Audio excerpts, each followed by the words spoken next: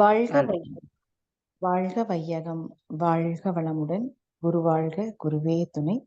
அருட்தந்தை அவர்கள் சுக்குமமாக நிறைந்து இன்றைய சிந்தனையை வழிநடத்தி தருவாராக. மிக சிறப்பாக வரவேற்புரை நல்கிய சுகந்தி அம்மா அவர்களுக்கும், பஞ்சேந்திரிய தவம் வழிநடத்திய போனா அம்மா அவர்களுக்கும், நன்றியுரை நல்கப் போகிற நேசமலர் அம்மா அவர்களுக்கும், உலக நல வாழ்த்து வழங்கப் போகும் பகிரதி அம்மா அவர்களுக்கும், இங்கே வருகை புரிந்திருக்கும் அனைத்து சான்றோர் பெருமக்களுக்கும் பணிவான வணக்கங்களையும் மனமார்ந்த நன்றிகளையும், வாழ்க வளமுடன் என்ற வாழ்த்துக்களையும் கூறிக்கொள்கிறேன். ஸ்கை நார்வே மனவளக்கலை மன்றத்திற்கும், டென்மார்க் மனவளக்கலை மன்றத்திற்கும் மனமார்ந்த நன்றிகளை கூறிக்கொள்கிறேன். வாழ்க வளமுடன். தடுமாற்றம் தடமாற்றம் என்னும் தலைப்புல தான் இன்னைக்கு பார்க்க போறோம். தடுமாற்றம், இது அப்படியே கொஞ்சம் பிரிச்சு பார்த்தா தடு பிளஸ் மாற்றம். எப்ப நம்ம மாற்றம் வேணும்னு நினைக்கும் போதெல்லாம் அதை நமக்கு நாமே தடுத்துக்கிறோமோ அதுதான் நமக்கு தடுமாற்றமாக மாறுது. தடமாற்றம், இதனால தடமாற்றம். தடம் அப்படின்னாலே பாதை. சோ நம்ம போற நல்ல பாதையில நம்மள நாமே தடுத்துக்கிட்டு அந்த பாதையிலே நாமளே இடையூறா இருக்கிறது தான் இங்க தடுமாற்றமும் தடமாற்றமும் ஆகுது. சின்ன சின்ன விஷயங்களுக்கு எல்லாம் நாம கவனம் சிதறிக்கிட்டே இருந்தோம் அப்படின்னா பெரிய விஷயங்களை நாம அச்சீவ் பண்ணவே முடியாது, செய்து முடிக்கவே முடியாது அப்படின்னு சொல்றாங்க. மகரிஷி ஆஹ் ஐந்தொழுக்க பண்பாடு, இரண்டொழுக்க பண்பாடு எல்லாம் கொடுத்திருக்காங்க. வேதாத்திரிய பாடல் அப்படின்னு ஒண்ணு கொடுத்திருக்காங்க. இதெல்லாம் நம்ம வரிசையா ஒண்ணு பார்ப்போம். இந்த தடுமாற்றம் தடமாற்றம் இது நம்ம நல்ல விதத்துல இந்த தடுமாற்றத்தை நமக்கு நாமே ஒரு தடையாக இல்லாம நல்ல பாதையில போகிறதுக்கு நம்மள நாமே எப்படி செதுக்கிக்கிறதுக்கு, ஏன் இந்த தடுமாற்றம் வருது, என்ன ரீசன், இது நாம எப்படி சரி பண்ணலாம், இததான் நம்ம பார்க்க போறோம். ஒரு ட்ரெயின்ல நாம ஏறுறோம், நம்ம லக்கேஜை தூக்கிட்டு தான் போறோம். நம்ம டெஸ்டினேஷன் வர வரைக்கும் கீழே இறங்க போறது கிடையாது. எந்த ஊருக்கு போறோமோ அந்த இடத்துல தான் நம்ம இறங்க போறோம். இப்ப இறங்கும் போது நம்ம லக்கேஜையும் தூக்கிட்டு தான் இறங்க போறோம். ஸோ எங்க போனாலும் நம்ம நம்ம கொண்டு போன லக்கேஜ்ன்றது அப்படியேதான் நம்மளோட தான் வரப்போகுது. ஸோ இதே மாதிரிதான் நம்மளுடைய கருமைய பதிவுகள் அப்படிங்கிறது. நாம அகத்தாய்வு அப்படின்னு ஒண்ணு பண்றோமோ அப்பதான் நம்மளுடைய எண்ணங்களுடைய குவியல் லக்கேஜ் இருக்கு இல்லையா, அதை கொஞ்சம் கொஞ்சமா நம்ம குறைச்சிக்கிட்டே வர முடியும். ஸோ நம்மளுடைய டெஸ்டினேஷன் அப்படிங்கிறது இறை உணர்வு, அறநெறி வாழ்க்கையில வாழணும். இறை உணர்வு தான், இறைநிலை அடையிறது தான். இதுதான் வாழ்வின் நோக்கமா இருக்கு. அப்ப இதுக்கு நாம நம்மளுடைய வாழ்க்கையில என்ன செய்யணும், என்னென்ன மாற்றங்கள், நல்ல விதமான மாற்றங்கள் செஞ்சா நம்ம டெஸ்டினேஷனை ரீச் பண்ண முடியும் அப்படிங்கிறது தான் நம்ம பார்க்க போறோம். ஸோ இறைவன் எல்லோருக்குமே எல்லாமே கிடைக்கணும் அப்படின்னு தான் நினைக்கிறாங்க. அப்துல் கலாம் அவங்களுடைய ஒரு சின்ன கதை, இறைவன் ரொம்ப பெரியவன் அப்படின்ற ஒரு தலைப்புல கொடுத்திருக்காங்க. தனக்குவமை இல்லாதான் தாழ் சேர்ந்தார்க்கு அல்லால் மனக்கவலை மாற்றல் அரிது அப்படிங்கிற ஒரு குறள், அதாவது குறளுக்கு விளக்கம் சொல்லும் போது இந்த குறள் அவங்க மென்ஷன் பண்றாங்க. நமக்கு ஏதேனும் மனக்கவலை ஏற்படும் போது அதில் சிலவற்றை மத்தவங்க கிட்ட நம்ம சொல்றோம். ஆனா சில கவலையெல்லாம் யாருக்கிட்டையும் ஷேர் பண்ணிக்கிறது கிடையாது. அந்த நேரத்தில் யார்கிட்ட நம்ம ஷேர் பண்ணுவோம்னா கடவுள்கிட்ட மட்டும்தான். கடவுள் மேல ஒரு பற்று நம்பிக்கை இருக்கும்போது அந்த கவலையை நம்ம மனசார அவங்க கிட்ட ஒப்படைச்சாச்சு அப்படின்னா யாரோடும் எதனோடும் நம்ம ஊமித்து கூற முடியாதவனாகிய கடவுளால் மட்டுமே நமக்கு தாராளமாக மன அமைதி கொடுக்க முடியும் அப்படின்றதுதான் அந்த குறளுடைய பொருள். இதுக்கு அப்துல் கலாம் அவங்க சொல்றாங்க விளக்கம். அவங்களுடைய வாழ்க்கையில ஒரு சம்பவம் நடந்தது. அதாவது அவங்களுக்கு என்னன்னா, அவங்க விமானப்படை அதிகாரியாக தேர்ந்தெடுக்கப்படல அப்படிங்கிறதுனால ஒரு மன வருத்தத்தோடவே இருந்தாங்க. அப்போ அந்த டைம்ல ரிஷிகேசம் அப்படின்ற அந்த கங்கை நதியில் நீராடினேன் அப்படின்னு சொல்றாங்க. அந்த கங்கை நதியில நீராடினாலே நமக்கு புண்ணியம் வந்துரும் சொல்லுவாங்க இல்லையா. அதை தொடர்ந்து அங்க இருக்கக்கூடிய சிவானந்தர் ஆசிரமத்துக்கு போனாங்களாம்.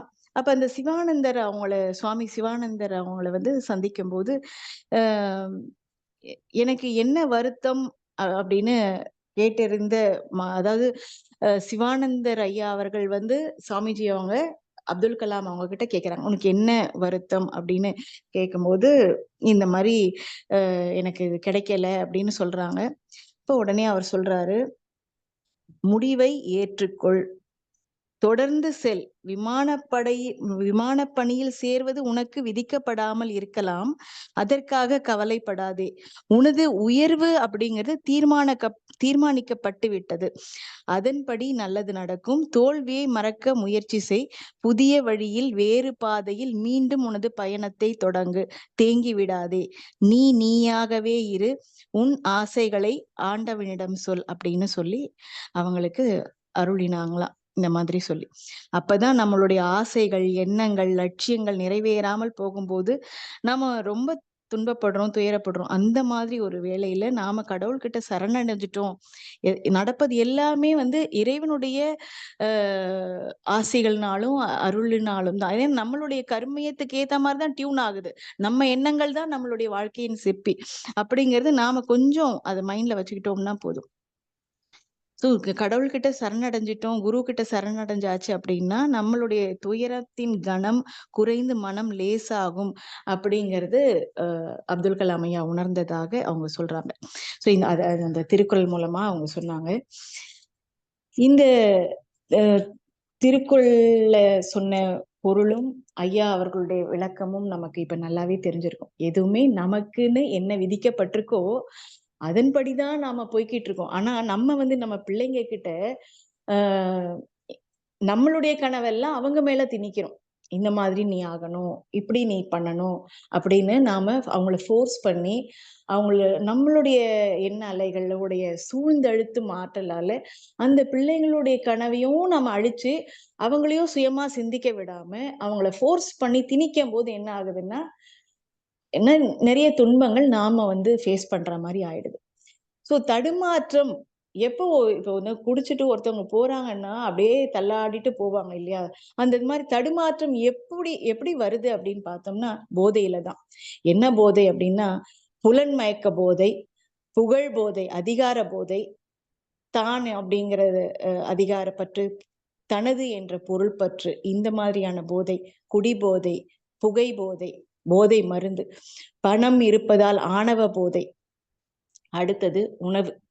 உணவு வந்து மேஜர் பங்கு வகிக்குது அப்படின்னாலும் சில பேரை நான் பார்க்கிறேன். அவங்களுடைய எதுவுமே நம்ம வீடு சுத்தம் பண்ணா, அதாவது வீடை கிளீன் பண்ணாதான் வீட்டுல வந்து அந்த தெய்வீகமா இருக்கும்னு நம்ம ஃபீல் பண்றோம் இல்லையா? அதே மாதிரி நம்ம மனசை சுத்தம் பண்ணாதான் நம்ம துன்பத்துல இருந்து குறைவு பட்டு நம்ம வந்து சந்தோஷமா அமைதியா வாழ முடியும். அப்ப மனசையே சுத்தம் பண்ணாம நான் பூஜை பண்றேன், நான் தவம் பண்றேன், அகத்தாய்வே பண்ணறது இல்ல. ஆனா தவம் பண்ணிட்டு நம்ம வந்து நல்ல பலனை பார்க்க முடியும்னா எப்படி பார்க்க முடியும்? நம்ம எவ்வளவு பதிவுகளை நம்ம சுமந்துகிட்டு வந்துட்டு இருக்கோம், மூட்டை மூட்டையா இருக்கு நமக்குள்ள. அப்ப இதெல்லாம் கிளென்ஸ் பண்ணாம நம்ம நம்ம மனசுக்குள்ள, நம்ம வீட்டுக்குள்ள அமைதி எப்படி வரும் அப்படிங்கிறதுதான் எல்லாருடைய கேள்வியுமே. சோ நம்ம மனசை சுத்தமா வச்சுக்கணும் அப்படின்னா எண்ணங்கள் குறைவு கண்டிப்பா படணும். எண்ணங்கள் குறைய குறைய குறையதான் அங்க வந்து தெய்வீகம் ஓங்க ஆரம்பிக்கும். அதுக்குதான் மன அலைச்சல் விரைவு குறையணும் அப்படின்னு சொல்றாங்க. இந்த தடுமாற்றம், இந்த புலன் மயக்கத்துல புகழ் போதை, அதிகார போதை, இந்த மாதிரியான போதை இருக்கு இல்லையா? இதுலதான் தடுமாற்றம் வாழ்க்கையில வருது. அதாவது கொஞ்சம் கொஞ்சமா முன்னேறிட்டு வராங்க. முன்னேறி நல்ல பணக்காரன் ஆயிடுறாங்க. பணக்காரன் ஆனதுக்கு அப்புறம் என்ன, அந்த பணம் அப்படிங்கிற அந்த ஒரு ஆணவம் வந்த உடனே பிள்ளைங்களுக்கு எல்லாத்தையும் கொடுக்க ஆரம்பிச்சிடுறாங்க. அவங்களுக்கு எந்த ஒரு தேடலும் இல்லாம ஆக்கிடுறாங்க. அவங்கள சுயமா சிந்திக்கவும் விடுறதில்ல. எல்லாமே கம்ஃபர்ட் ஜோன்ல நம்ம கொடுக்கும்போது அவங்களுக்கு நமக்குதான் எல்லாமே கிடைச்சிருதே அப்படிங்கிற அந்த ஒரு திமிர் வந்துருது. அப்ப என்ன ஆகுது? அளவு முறை எல்லாத்துலயும் அளவு முறை மீறுது. ஒழுக்கத்துல அளவு முறை மீறாங்க. உணவுல கட்டுப்பாடு இல்லாம நம்ம உடம்புக்கு கேடான உணவு வகைகளை சாப்பிடுறது, இஷ்டத்துக்கு அவங்களுடைய அதிகாரம், அதாவது எனக்கு இப்ப இந்த பணம் வேணும், எனக்கு இது இருந்தா தான் நான் செய்ய முடியும் அப்படின்னு அந்த ஒரு பணிவு இல்லாம போகிறது. எல்லாத்துக்குமே மூல காரணம் இந்த தன்முனைப்பு தான். ஸோ இந்த அதனாலதான் பணம் வர வர உயர உயர நம்ம வாழ்க்கை தரம் உயர உயர பிள்ளைங்களுக்கு அந்த பணிவையும் சேர்த்தே ஊட்டி விடணும். அப்ப அந்த பணிவையும் சேர்த்தே ஊட்டி விட்டுட்டே இருந்தாதான் அவங்களுக்கு தடுமாற்றமும் வராது, தடமாற்றமும் வராது. அப்ப நம்மளுடைய வாழ்க்கையில நம்ம கொஞ்சம் கொஞ்சமா சின்ன வயசுல இருந்தே நம்ம குழந்தைங்க, அதாவது அந்த குழந்தைங்களுக்கு சின்ன வயசுல இருந்தே சொல்லி நம்ம மம் ஒரு உழைப்புனா என்ன? உழைப்பின் உயர்வுக்கு நாம என்னலாம் பண்ணணும்? அப்படிங்கிறத அந்த இடத்துல இருந்தே குழந்தைங்களுக்கு ஊட்டி விட்டுட்டே வந்தாதான், குழந்தைங்க நேரடியா அவங்க கஷ்ட நஷ்டத்த, பெற்றோருடைய கஷ்ட நஷ்டத்த பார்க்கும்போது தான், நம்ம வந்து இப்படி இருக்கணும். நம்ம வாழ்க்கையில வந்து அன்பு இருக்கணும், பண்பு இருக்கணும், உழைப்பு இருக்கணும், நம்ம கடமை இருக்கணும், பணிவா இருக்கணும் அப்படிங்கிறது அவங்களுக்கு தானாகவே வரும். ஸோ சாத்வீக குணம் அப்படிங்கிறது ரொம்ப இம்பார்ட்டன்ட். அதுக்கு நம்ம வந்து நம்ம காரம் இல்லாம, உப்பு இல்லாம, ஆ அதாவது எதுவுமே மகரிஷி சொல்றது அளவு முறைதான். ஸோ இன்னும் சொல்லப்போனா இயற்கை உணவு முறை, சமைக்காத உணவு வந்து குறைந்தபட்சம் ஒரு வேளையாவது சாப்பிடுறதுக்கு பழகிக்கணும். முடிஞ்சா 3 வேளை இல்ல 2 வேளை தான் சாப்பிடுறது நல்லது யோகின்றாங்க. ஸோ இ இல்லையா, காலையில 6ல இருந்து சாயங்காலம் 6க்குள்ள சாப்பிடுறது உடம்புக்கு ஆரோக்கியத்த தரும். நம்ம சூரியன் உதயத்துக்கும் சூரியன் அஸ்தமனம் ஆற நேரத்துக்குள்ள நம்ம எல்லாம் முடிச்சிடணும். அப்பதான் வந்து டைஜஸ்டிவ் சிஸ்டம், நம்ம உடம்புக்கு நாம எவ்வளவு மதிப்பு கொடுக்கிறோமோ அது நல்லது. ஸோ அப்ப கொஞ்சம் எந்த அளவுக்கு நம்ம ஃபாஸ்டிங்ல இருக்கோமே, சாப்பிடுறதுனாலதான் உடம்புக்கு நோயே வருது, பேசுறதுனாலதான் பிரச்சனையே வருது. ஸோ இது 2த்தையும் நம்ம ஃபாஸ்டிங் மௌனம் அப்படின்னு கொடுத்தாச்சுன்னா நம்ம உடம்பும் மனசும் ஆரோக்கியமா இருக்கும். இதுதான் நம்ம வந்து புரிஞ்சுக்க வேண்டியது ஒண்ணு. ஸோ நம்ம கருமைய பதிவுகளுக்கு ஏற்பதான் ஒருத்தருடைய அறிவாட்சி தரம் அப்படிங்கிறது வளருது. ஸோ நம்ம என்ன கொண்டு வந்திருக்கோம் அப்படிங்கிறது நமக்கு இப்ப நம்ம யோகா நமக்கு எல்லாமே மனவளக்கலை பயிற்சி கிடைச்சாச்சு. ஸோ இந்த கிடைச்ச பயிற்சியை எத்தனை பேர் நம்ம ஒழுங்கா ஃபாலோ பண்றோம்? டெய்லி காலையில பயிற்சி பண்றோமா? தவம் செய்றோமா? டெய்லி அப்பப்ப நம்ம எந்த இடத்துல விழிப்புணர்வு தவறுறோமோ அந்த இடத்துல இப்ப எல்லார் வீட்லயுமே சொல்லுவாங்க, கைக்கு கை பாத்திரம் தேய்ச்சி கழுவிட்டா அங்க வந்து பாத்திரம் சேராது. வயித்துல வந்து அழுக்கு சேராம காலை கடன்கள் அகற்றுறது, சிறுநீர் கழிப்பது, மலம் கழிப்பது, இதெல்லாம் வந்து ரெகுலரா எந்த ஒரு விதமான தேக்கம் இல்லாம இருந்துட்டா உடம்பு சுத்தமா இருக்கும். இதத்தான் சொல்றாங்க. எதையுமே தேக்கி வைக்கக்கூடாது. குப்பைய வந்து தேய்க்க கூடாது. ஹோம் ஒர்க்கையும், கிளாஸ் ஒர்க்கையும் அதே மாரி எதையுமே பெண்டிங் வைக்கக்கூடாது அப்படின்னு சொல்றாங்க. ஸோ நாம எந்த அளவுக்கு பெண்டிங் வைக்கிறோமோ, அந்த அந்த பெண்டிங் என்ன ஆகுதுன்னு நாளடைவுல சேர்ந்து சேர்ந்து சேர்ந்து சேர்ந்து ஒட்டடை படிஞ்சா மாதிரி ப்ராப்ளம் கிரியேட் ஆகுது. ஸோ இதெல்லாம் நாம கொஞ்சம் அண்டர்ஸ்டாண்ட் பண்ணிக்கணும். ஸோ சின்ன சின்ன விஷயங்கள் நாம ஹேபிட் பண்ணணும். என்ன ஹேபிட் பண்ணணும்? டெய்லி காலையில எழுந்துச்சு நான் உடற்பயிற்சி செய்வேன், தவம் செய்வேன், காயக்கல்ப பயிற்சி செய்வேன் அப்படின்றத நாம ஹேபிட் பண்ணிக்கிறதுக்கு பழகணும். உடற்பயிற்சி செய்ய முடியலையா, அதை காம்பன்சேட் பண்ற அளவுக்கு ஒரு 20 மினிட்ஸ் வாக்கிங் ஆவது போகணும். அதாவது சாப்பிடுற சாப்பாடு செரிமானம் ஆற அளவுக்கு நம்ம உடலுக்கு உழைப்ப கொடுக்கணும். கண்டிப்பாக கொடுக்கணும். உடலுக்கு உழைப்பு அப்படிங்கிறது இருந்தாதான், அதாவது ரெஸ்ட் கொடுக்க கொடுக்க தான் ரெஸ்ட் ஆகும் உடம்பு. அப்ப ரெஸ்ட் கொடுக்காம இருந்துட்டோம் போனா, ரெஸ்ட்னா அதுவும் மகரிஷி வந்து 6ல இருந்து 8 மணி நேரம் உறக்கம் அப்படிங்கிறது சொல்லியிருக்காங்க. எல்லாருக்குமே நல்லா தெரியும். ஸோ எல்லாமே ஒரு அளவு முறைதான். ஓய்வு கண்டிப்பா தேவை, உழைப்பும் கண்டிப்பா தேவை, உணவும் கண்டிப்பா தேவை, நீர், அந்த பஞ்சபூதங்கள் நம்ம உடம்புக்கு இயக்கம் இருக்கு. அந்த இயக்கத்துக்கு தகுந்த மாரி நம்ம உடம்புக்கும் எல்லாமே செஞ்சுட்டு வந்தோம்னா போதும். ஸோ எல்லாருக்குமே வந்து அ திறமை ஒரே மாதிரி இல்லாம இருக்கலாம். ஆனா, அ திறமைய வளர்த்துக்கிற வாய்ப்பு எல்லாருக்குமே இருக்கு. அப்துல் கலாம் அவங்க சொன்னதுதான். அ அழகா இருக்கணும் அப்படின்றதெல்லாம் ம விஷயம் இல்ல. நம்மளுடைய கடமைய நம்ம செய்ய செய்ய நம்மளுடைய வாழ்க்கையே அழகாகும் அப்படின்னு சொன்னாங்க. அழகா இருக்கணும்னு கனவு காணாதீங்க. கனவு காணுங்கள். ஆனா கடமையை செய்யறதுக்கு கனவு காணுங்கள். அப்ப வாழ்க்கையே அழகாகும் அப்படின்னு சொல்லுவாங்க. அப்போ விஷுவலைஸ் பண்ணணும். இது எப்படி நம்ம நம்ம கடமைய பத்தி நினைச்சா நம்ம வந்து வாழ்க்கை அழகாகும் அப்படின்னு பார்த்தோம்னா, நம்மளுடைய கருமைய தூய்மை. அதாவது அ எப்படி சாத்தியமாகும்? எண்ணங்கள், அதுதான் சைலன்ஸ் குடுக்கணும், ஃபாஸ்டிங். இது 2 தான் அதுக்கு அடுத்து அகத்தாய்வு பயிற்சி. இந்த 3 விஷயங்கள் நாம ரெகுலரா செய்யறதுக்கு நம்மளுடைய பயிற்சி முறைகள், உடற்பயிற்சி, காயகல்பம் எல்லாமே சாத்தியம். இப்ப மன அலைச்சல் விரைவு வந்து தவத்துல மட்டும்தான் குறையும். தவத்துல தான் ஐடென்டிஃபை, அதாவது நீ இந்த தப்பு பண்ற, இதை சரி பண்ணிக்கோன்றது நமக்கு விழிப்புணர்வு. ஆகினையும் துரியமும் சரி, மேல்நிலை தவங்களும் சரி, நமக்கு வந்து நம்ம கிட்ட இருக்கக்கூடிய தவறுகள், குறைகள், பிழைகள் எல்லாத்தையும் சுட்டி காட்டும். சுட்டி காட்டும் போது இதை நம்ம திருத்திக்கணும். இப்ப இங்க நம்ம எழுதிக்கிட்டே இருக்கோம், ஒரு ஸ்பெல்லிங் மிஸ்டேக் வந்துருது அப்படின்னா, ஒண்ணு எரேசர் எடுத்து அழிச்சு பண்ணுவோம், இல்லைன்னா எடிட் பண்ணுவோம். இப்ப மொபைல்ல எல்லாமே எடிட் பண்ணி கரெக்ட் பண்ணுவோம். ஸோ அதையும் உடனடியா பண்ணிட்டோம்னா அங்க ப்ராப்ளமே கிரியேட் ஆகாது. இப்போ ஒரு லெட்டர் மெயில் அனுப்புறோம் அப்படின்னா, அது கரெக்டா நம்ம அட்ரஸ் கரெக்டா பண்ணணும், சப்ஜெக்ட் கரெக்டா போடணும், மேட்டர் என்னவோ அதை, கண்டென்ட் என்னவோ அதை கரெக்டா டைப் பண்ணணும். சரி, மிஸ்டேக் இருக்குன்னா உடனே நாம திருத்திக்கணும். திருத்திக்காம அப்படியே வந்து ஆஃபீஸ் ஹெட்ல யாருக்காவது நம்ம அப்படியே மெயில் அனுப்புனா, இங்க என்ன நீ பண்ணி வச்சிருக்க அப்படின்ட்டு உடனே அவங்க திட்டுவாங்க. ஸோ அந்த திட்டு வைக்கணும். ஸோ இந்த திருத்தம் தான் நமக்கு தேவையாக இருக்கு இன்னைக்கு. ஸோ நம்ம சூழ்ந்தெழுத்து மாற்றல், நம்மள சுத்தி இப்ப ஆஃபீஸ்லயும் சரி, வீட்லயும் சரி, வாழ்க்கை துணை, பெற்றோர், குழந்தைங்க எல்லாருமே இருக்கத்தான் செய்யறாங்க. ஸோ அதாவது நம்ம எந்த அளவுக்கு தொண்டு செய்யறோமோ கொண்டு வந்த வினை போகதான் கண்டிப்பா செய்யும். அதை மனசோட செய்யறோமா, நம்ம சமைக்கிறோம், பிள்ளைங்களுக்கு சாப்பாடு பரிமாறுறோம், கணவனுக்கு சாப்பாடு பரிமாறுறோம், மாமியார் மாமனாருக்கோ இல்ல வீட்டுல உள்ள உறவுகளுக்கோ எது செஞ்சாலும் அன்போட மனசோட செய்யணும். இதை நாம செய்யாம விடுறதுதான் இங்க ப்ராப்ளமே. ஸோ இவங்களுக்குனால நான் செய்யணுமா, இவங்களுக்கு நான் வடிச்சு கொட்டணுமா, இப்படிலாம் சில பேர் கேட்கறாங்க.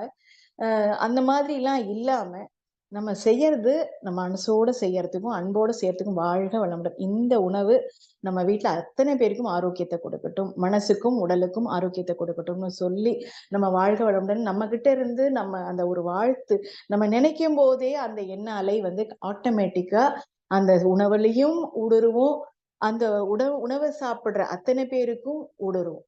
ஸோ நம்ம எண்ணங்கள் மூலமாக டிரான்ஸ்ஃபர் ஆகிறத நம்ம நல்ல விதமா டிரான்ஸ்ஃபர் பண்றதுக்கு நம்ம அந்த சூழ்ந்தெழுத்து மாற்றல நாம கிரியேட் பண்ணிட்டோம் அப்படின்னா, இப்போ நம்ம கிட்ட இருந்து அந்த அன்பு எல்லாருக்கும் அது டிரான்ஸ்ஃபர் ஆகும், அந்த ஊடுருவும்.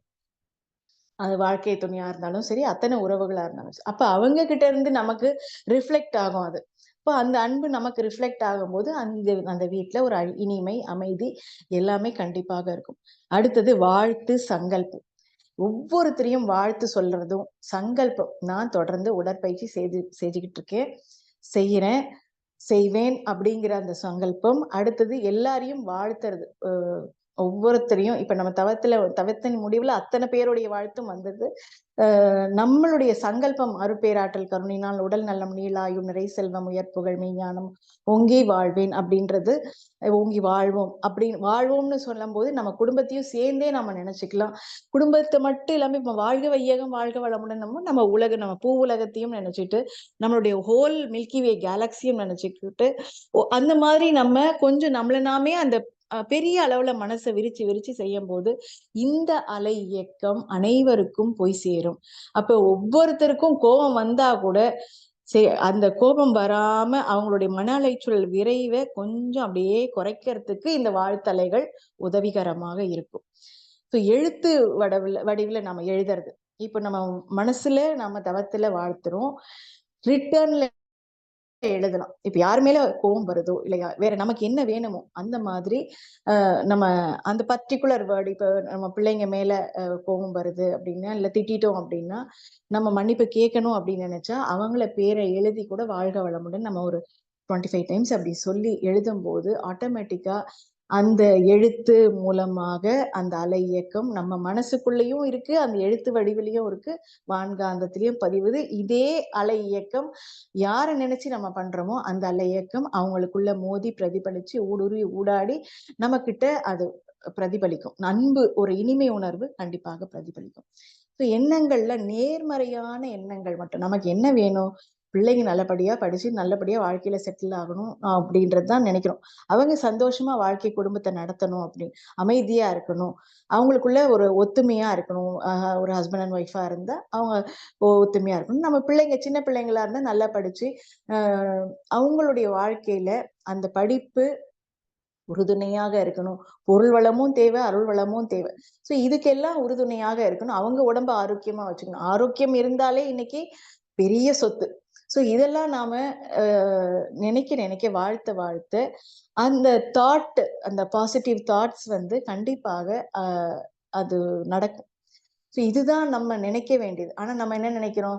சொல் பேச்சே கேட்க மாட்டேங்கிறாங்க பசங்க, பாடம் படிக்க மாட்டேங்கிறாங்க, ஹோம்ஒர்க் எழுதுறது இல்ல, கடைக்கு போனா போறதில்ல, வேலைக்கு போனா போறதில்ல, வீட்ல இருந்து ஒரு வேலையும் செய்யறதில்ல. இந்த எண்ண அழுத்தம் இருக்கு இல்லையா? எண்ண அலைகள் சூழ்ந்தழுத்தி ரிப்பீட்டடா நம்ம இப்ப அவங்க நல்லபடியா இருக்கணும், ஹோம்ஒர்க் எழுதணும், நம்ம சொல் பேச்சு கேட்கறாங்க அப்படின்றது எப்படி இருக்கு? சொல் பேச்சு கேட்க மாட்டேங்கிறாங்கன்றது எப்படி இருக்கு? அப்ப நமக்கு என்ன வேணும்? சொல் பேச்சு கேட்கணும் பிள்ளைங்க. ஏன்னா நம்மள மதிக்கிறது அப்படிங்கிறது அது ரொம்ப இம்பார்ட்டன்ட். அது அவங்களுக்கு வரணும். பெற்றோரை மதிக்க வேண்டும் அப்படிங்கிறது கண்டிப்பாக மிக மிக மிக அவசியம். அந்த ஏன்னா நம்ம உயிர் தொடர்புல வந்திருக்காங்க குழந்தைங்க. அதே மாதிரி அந்த குழந்தைகளுக்கு செய்ய வேண்டிய கடமை பெற்றோருக்கு உண்டு. அந்த கடமை வீட்ல உள்ள அத்தனை பேருக்கும் செய்யணும்ன்றது அவங்களுக்கு வரணும். ஸோ இந்த எண்ண அலைகள் வந்து அந்த அதிர்வலைகள் கண்டிப்பாக நினைக்கிறத விட்டுட்டு நாம என்ன பண்றோம்னா, ஒரு 90% எங்க பிள்ளைங்க கேட்கறாங்க அப்படின்னு நம்ம நினைக்கிறது மட்டும் இல்லாம ஊரெல்லாம் நம்ம சொல்லிட்டு நம்ம பண்ணிட்டு இருக்கோம். ஸோ என்ன ஆகுது? ஓ இதுதான் வேணும் போல இருக்கு, தத்தாஸ்து தத்தாஸ்து தத்தாஸ்துன்ட்டு பிரபஞ்சம் வந்து சொல் பேச்சு கேட்க மாட்டேங்கிறாங்க. அப்ப பசங்க வந்து கேட்கக்கூடாது போல இருக்கு. அதுக்கு வந்து நம்மளுடைய உணர்வு அப்படிங்கிறது ஒரு 20% தான் நம்ம நினைக்கிறோம். ஆனா 80% வந்து செய்ய மாட்டேங்கிறாங்க. இதுதான் சூழ்ந்தெழுத்து மாற்று. ஸோ நம்ம இந்த சூழ்ந்தெழுத்தும் அதிர்வலைகளை அவங்கக்கிட்ட திணிக்கணும் அப்படின்னா, அவங்களுக்கு திணிக்கிறதுன்றதுல அவங்களுக்கு இயல்பாக அது வரணும். நம்ம அப்பா அம்மா சொல் பேச்ச கேட்கணும், மதிக்கணும் அப்படிங்கிறதும் வரணும். சுயமா சிந்திச்சு அந்த இடத்துல நாமளே தப்பு பெற்றோர் தப்பு பண்ணியிருந்தாலும் அவங்க வந்து இங்க பண்றது தப்புன்ற சுட்டி காட்டுறதும் அவங்களுக்கு இயல்பா சுயமா சிந்திக்கிற சக்தியும் அவங்களுக்கு கொடுக்கணும். ஸோ அதுக்கு முழு சுதந்திரம் கொடுக்கணும். அவங்க மேல நம்பிக்கை நம்ம வச்சிருக்கணும். இதுக்கெல்லாம் நாம வந்து ரொம்ப எண்ணங்கள்ல நேர்மறையாக நினைக்க எதை வேணும்னு நினைக்கிறோமோ அதை திரும்ப திரும்ப அழுத்தம் கொடுக்க கண்டிப்பாக அது நிறைவேறும். சில பழக்க வழக்கங்களை மாற்றிக் கொள்வதற்கு நாம தயாராக இருக்கணும். சில பேர் காஃபி, டீ, இப்ப நிறைய பேர் நேச்சுரல் டயட்டுக்கு மாறிட்டு வர்றது ஒரு நிறைய நல்ல விஷயம். நம்ம உடம்புக்கு ஆரோக்கியம் எதை கொடுக்குதுன்றத தேடுறாங்க. ஸோ அது ரொம்ப நல்ல விஷயமா இருக்கு. ஸோ இதுக்கு இப்ப நிறைய பேர் தியானம், தவம், இப்ப பிரபஞ்ச ஆற்றல், ஈர்ப்பு விதி இது எல்லாருக்குமே தெரிய வருது. உடற்பயிற்சி, காயக்கல்பு, மகத்தவம், மகத்தாய்வு, பிரபஞ்ச ஈர்ப்பாற்றல் பெருக்கிக்கிறதுக்கு நாம என்ன நம்மளை தகுதிப்படுத்திக்கணும் அப்படின்றது. இப்போ இந்த எது தேவையோ அதை நினைக்கிறது. இப்ப நம்ம மனசுல பயம் இருக்கு, ஏதோ ஒரு கவலை இருக்கு அப்படின்னா நம்ம கிட்ட எனர்ஜி வந்து ரொம்ப லாஸா இருக்கு அப்படிங்கிறது நம்ம புரிஞ்சுக்கலாம். ஸோ நம்மளுடைய ஜீவகாந்த சக்தியை நாம பெருக்கிக்கிறதுக்கு நாம என்ன பண்ணணும்? அஸ்வினி முத்திரை போட போட போட நம்மளுடைய எனர்ஜி லெவல் அதிகமாகும். கண்ணாடி பயிற்சி, தீப பயிற்சி, தீப பயிற்சியை விட மகரிஷி வந்து கண்ணாடி பயிற்சி நல்லது, சிறப்பு அப்படின்னு சொல்றாங்க. ஸோ யாருக்கு அந்த டைம்ல எது அவைலபிலிட்டி இருக்கோ அதுக்கு தகுந்த மாதிரி நம்ம ஜீவகாந்த சக்தியை பெருக்கிக்கலாம். நம்ம தவம் செஞ்சாலே ஜீவகாந்த சக்தி அதிகமாகும், ஆற்றல் பெருகும். அதிகாலையில எழுந்திரிக்கும் போதும் அந்த பிரபஞ்ச ஆற்றலை நம்ம அதிகமாக நம்ம உள்வாங்கிக்க முடியும். ஸோ நம்ம தைரியம் வேணும், தன்னம்பிக்கை வேணும் அப்படின்னா நம்ம வந்து சூரியன் காலையில வணங்குறது, இதெல்லாம் விட்டமின் டி அந்த டைம்ல வாக்கிங் போறது, நம்ம உடம்புல என்ன குறைபாடு இருக்கோ அதன் மூலமாக அது ஆற்றல் பெருகும். மனசு அப்படின்னும் போது சந்திரன் தான். அப்ப இந்த சந்திரன் மனோகாரகன் அப்படின்னும் போது நம்ம மனசுக்கு இப்ப பௌர்ணமி, அமாவாசை, நம்ம பஞ்சபூத நவகிரக தவம் நம்ம பண்றோம். அப்ப அந்த முழு நிலவை வந்து நாம நினைக்க இந்த 3ஆம் பிறையை பார்க்க அந்த மனசு வந்து நம்ம ஒரு வைராக்கியம், திட சித்தம் இதெல்லாம் நமக்கு கைகூடும். ஸோ மனசு வந்து ஸ்ட்ராங்கா இருக்கணும், எந்த இடத்துலயும் சலனம் இல்லாம இருக்கணும், மனசு ஒருமுகமாக இருக்கணும், நிலைக்க செய்யணும் அப்படின்னா நம்மளுடைய மென்டல் ஃப்ரீக்வன்சியை குறைச்சி கொஞ்சம் அந்த நேரம் வானத்தை பார்க்கறது, முழு நிலவை பார்க்கறது, இல்ல 3ஆம் பிறையை பார்க்கறது, டெய்லியும் கூட பார்க்கலாம், தப்பே கிடையாது. வானத்தை பார்க்க மனசு விரியும், நம்ம மன அலைச்சல் ரொம்ப லேசாகும். அந்த உணர்ச்சி வயப்பட்ட நிலையில இருந்து உணர்வு நிலைக்கு நம்மளால வர முடியும். அடுத்தது தைரியம், தன்னம்பிக்கை வரணும்னா செவ்வாய். சோ இந்த செவ்வாய் கிரகம் அப்படிங்கறத நம்ம நினைக்க தவத்துல நம்ம அந்த விஷுவலைஸ் பண்ணணும். செவ்வாய் கிரகத்தை நம்ம விஷுவலைஸ் பண்ணோம்னா தவத்திலேயே எல்லாமே நமக்கு வந்துடுதுதான். இருந்தாலும் அது நினைக்க அதனுடைய ஆற்றலை நாம எது நமக்கு பலவீனமா இருக்கோ அதை நாம அதிகப்படுத்திக்கிறதுக்கு நாம இதெல்லாம் செய்யணும்ன்ற ஒரு சின்ன சின்ன டிப்ஸ் தான் இதெல்லாம். சோ நம்ம அந்த ஒவ்வொரு கோள்கள் நமக்கு வந்து எது வீக்கா இருக்கோ, சில பேருக்கு புத்தி மந்தமா இருக்கு அப்படின்னு நினைப்பாங்க. அப்ப புதன் கோளினுடைய ஆகர்ஷண சக்தி நமக்கு வேணும் அப்படிங்கறத நம்ம இது பண்ணிக்கலாம்.